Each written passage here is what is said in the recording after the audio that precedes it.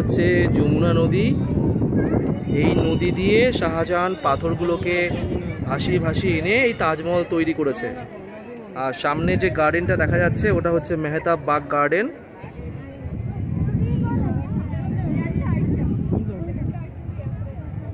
এই হচ্ছে যমুনা নদী আর ঠিক এর পাশে হচ্ছে এই যে তাজমহল।